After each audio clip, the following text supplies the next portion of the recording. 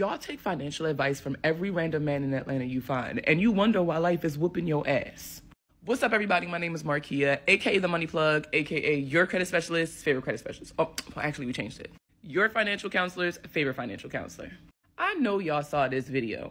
So my credit score is probably a little bit lower than what it should be, which is fine because I'm using my right to credit.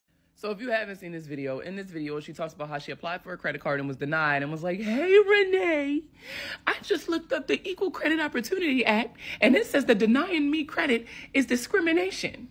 I need y'all to understand that there is a difference between reading and comprehending.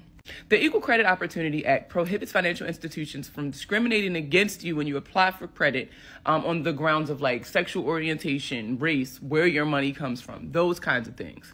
If you apply for credit and you are denied due to like your score being too low, it could be that you have too many inquiries, it could be that you have too many late payments, it could be that you have too many high balances on your credit card. If you are denied for something having to do with your credit, that is not discrimination. Step your credit game up.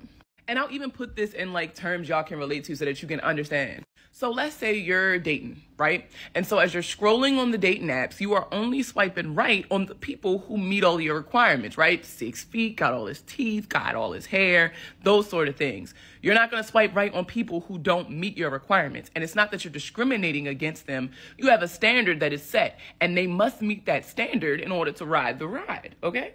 Now, would you give a man with no teeth, 6 baby mamas, and a hairline that was leaning back since before Fat Joe started a chance? Absolutely not. So what makes you think that these financial institutions are obligated to give you their money? Tomatoes, ew. Now, if you apply for a credit card and you are denied and you feel like you shouldn't have been, you feel like you've been working on your credit and you got everything together, you do have the option for a redetermination. A redetermination is when you call the financial institution and have an actual person come through and look at your credit report. When you fill out the credit card applications online, it's usually run through a system and they're looking for certain red flags. If they see certain red flags, you'll be denied, sent an adverse action letter, and they'll tell you, work on yourself and then come back. Now, if you're looking at the adverse action letter and the math ain't mathin', let's say you're looking at my FICO and then you're looking at this paper and you're like, this ain't my credit score, or I don't know what they're talking about, you can always contact the financial institution and ask them for a redetermination. This is when they take a closer look at your credit report, but with a person, and actually go through to see if you meet the requirements for an account with them. If you do qualify, congratulations, you got a new credit card. And if you don't qualify, then they'll say, sorry, once you work on the things in the adverse action letter, then we'll be willing to work with you. The T is a lot of y'all, when you get denied for something and they send you that letter, it'll be in like an email or they'll mail it to you. You just throw it away because you pissed off. It's like they denied you the first time. Y'all not about to deny me a second time.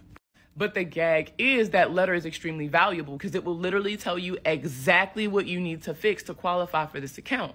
So if your problem is that you have too many, you have high balances on too many revolving accounts, pay down your other accounts and then you'll qualify for an account with them and you can reapply.